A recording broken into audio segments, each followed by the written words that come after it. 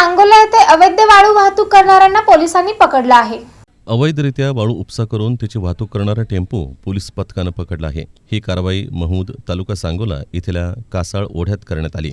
यात 4 लाखांच्या टेम्पोसह 7,000ची एक ब्रास वाळू पोलिसांनी जप्त केली आहे। या प्रकरणी पोलीस कॉन्स्टेबल गणेश कुलकर्णी यांनी फिर्याद दिली। याबाबत तानाजी सुनील पाटील राहणार महूद तालुका सांगोला याच्या विरुद्ध गुन्हा दाखल करण्यात आला आहे।